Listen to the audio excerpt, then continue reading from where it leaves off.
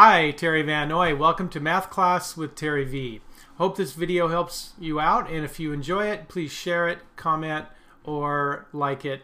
And you can also go to my website, MathPowerLine.com.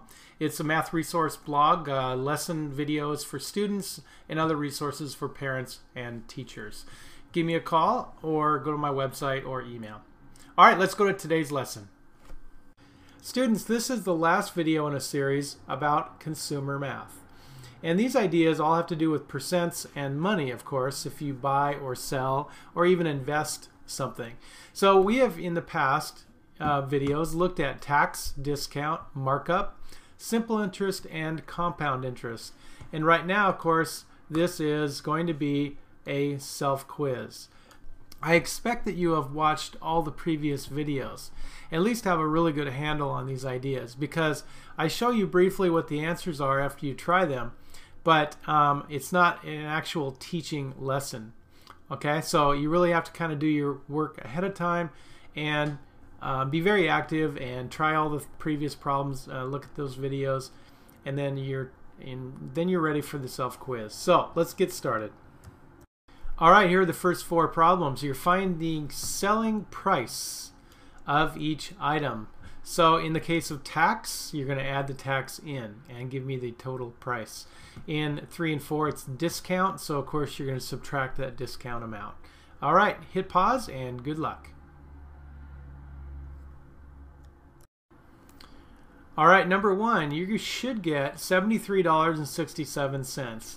Now the proportion method would say that since it's tax, you are adding it onto the full price, so it's 106% over 100 equals what the amount would be over the original price. Okay, so that's one way to do it.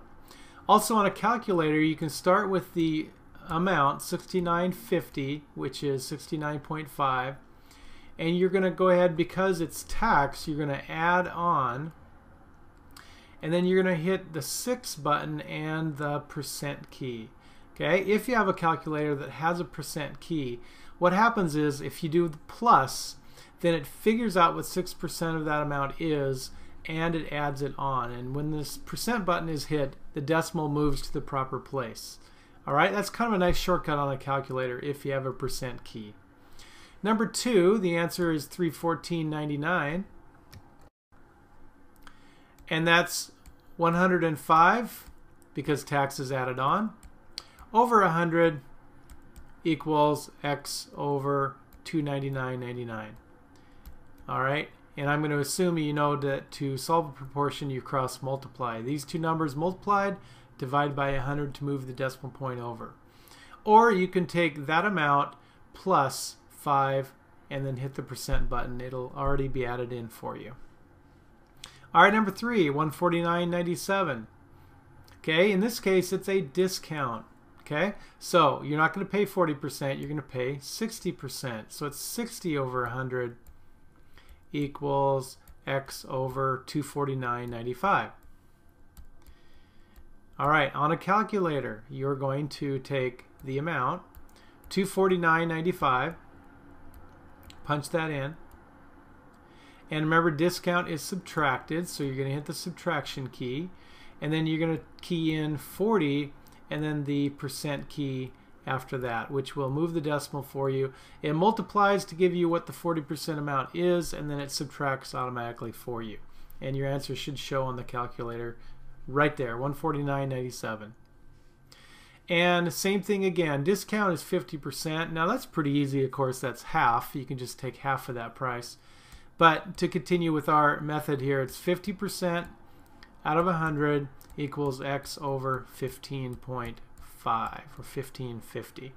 Or you can say 1550 minus 50%, 775. All right, let's look at some more.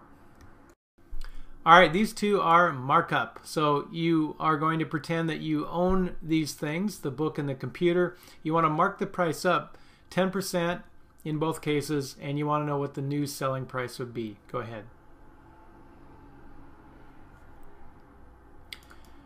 All right, here we go. Number 5 is 58.25.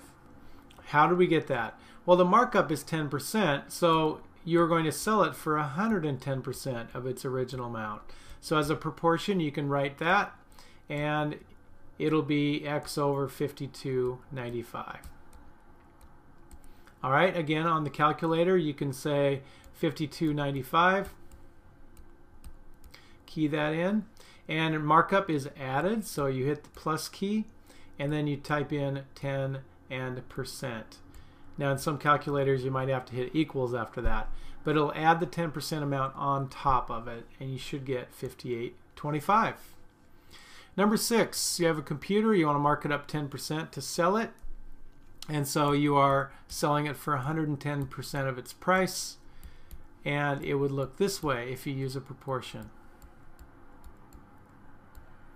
All right, or you can key in the amount, $15.95, and markup is added, so you're going to add 10%. All right, nice little shortcut for you. Okay, hopefully you got, whoops, I better get the right amount here. That should be $14.50. Okay, final answer, $15.95. All right, let's get on to simple and compound interest. All right, number 9 is simple interest, and number 10 is compound interest, and good luck.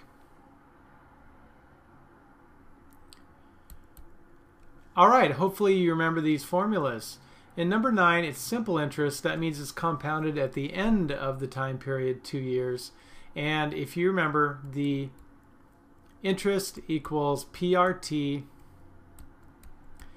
principal times rate times time. So that would be $170 times the rate, which is 0.057, don't forget the 0, times the time period of 2 years. Now that is going to be your interest rate, and then you want to make sure you add that answer on to $170 because we are finding the ending balance. Should be $189.38, round to the nearest penny. And number 10, this is a compound interest problem. Just to remind you from a previous video, the formula is this. The total amount is what is being asked for. That's the interest compounded and added in automatically. You're going to take your principal amount, multiply it by 1 plus the interest rate divided by how many times per year it's compounded.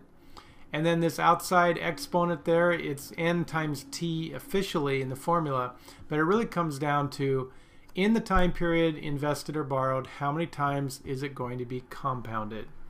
Okay, just a quick review there. Now let's look at the problem. So here's the formula again, and you're going to plug in the principal, $810, and it's 1 plus the interest rate divided by 12. Where'd the 12 come from? That's right, it's compounded monthly, 12 times a year. And remember, the exponent n times t really is how many times in that time period, 2 3/4 years, is it going to be compounded? Well, for 2 years, that would be 24 months, right? So you've got 24 compounding periods, and 3/4 of a year would be 9 months, right? So 24 plus 9, 33. So your exponent on the outside is 33. It's going to be compounded 33 times in that time period. All right, now when you go ahead and do that and carefully on your calculator, your final answer should be $947.11. So notice that's about $130 in interest for investing that money. Thank you so much for watching this self-quiz. I hope it helps with what you're studying, and it's always the last video in a series, so I appreciate you taking a look. All right, good luck in what you're doing. All right, there you have it. I invite you to go to my website now, MathPowerLine.com, or email me or give me a call. The way I work best with students is live online in my classroom. So if I can help you in any way, answer some specific questions, the first lesson with me is free as I show you how everything works. All right, study hard,